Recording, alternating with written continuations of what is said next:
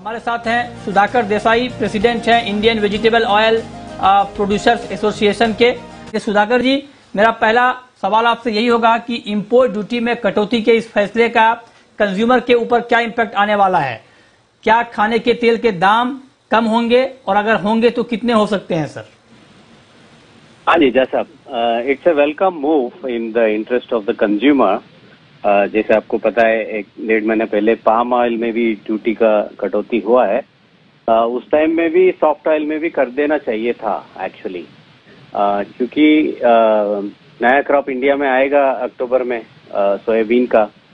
Probably government was waiting for the planting to be over of soybean complex.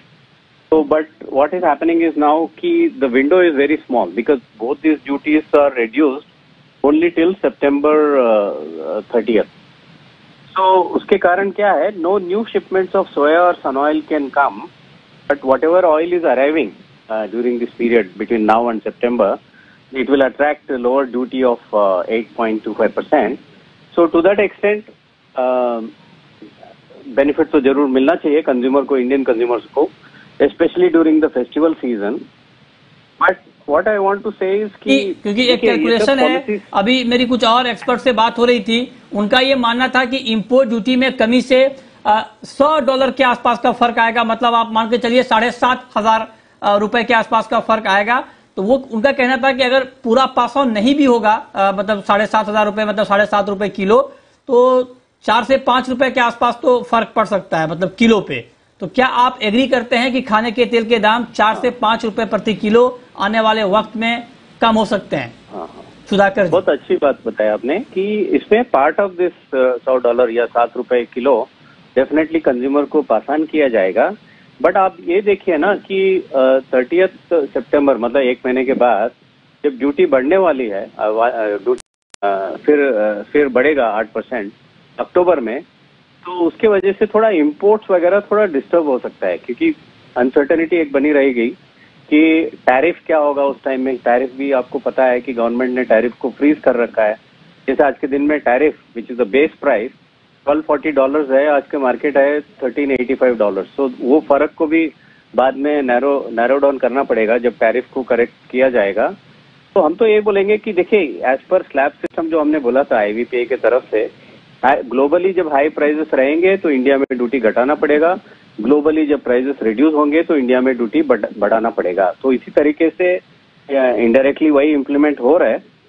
But timing wise ये अगर 1-1.5 महीना पहले अगर किया होता, क्योंकि सोयाबीन ऑयल आने के लिए करीब 2 महीना लगता है अर्जेंटीना ब्राजील से, तो 2 महीना पहले अगर कर दिया होता, 1 महीना पहले, तो फेस्टिवल टाइम में और ज्यादा ऑयल आ सकता है। अभी भी थोड़ा बहुत डाइवर्ट होके सोयाबीन ऑयल डाइवर्ट हो सकता है दूसरा डेस्टिनेशन पे।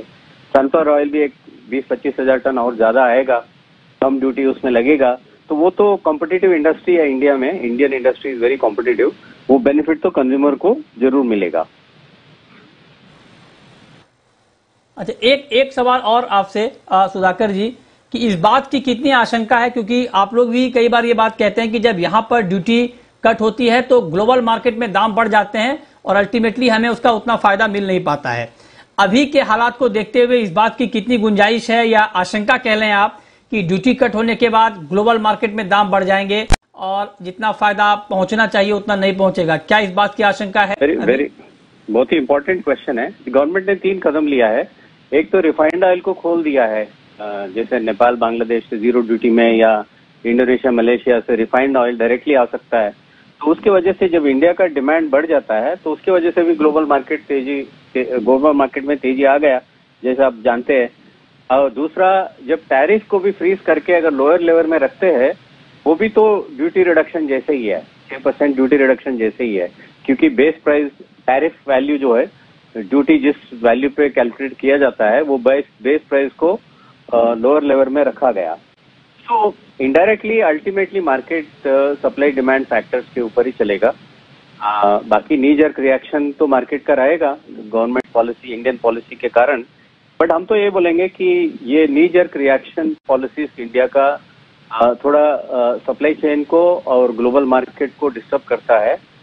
We would only work towards more stable and transparent system. आज के दिन में बहुत सारा अनसर्टेनिटीज है। जैसे मैं आपको पूछूं कि 30 सितंबर को टैरिफ चेंज होगा कि नहीं होगा, या ड्यूटी फिर से वापस ये जो कटौती किया है वो फिर से इंक्रीज करेंगे क्या ड्यूटी। ये सब अनसर्टेनिटीज की वजह से इंडिया में सप्लाई चेन का डिस्टर्बेंस होता है। ओके, चलिए, बहुत शुक्रिया सुधाकर देसाई जी आपका हमारे साथ जुड़ने के लिए और इस खबर पर डिटेल में बात करने के लिए।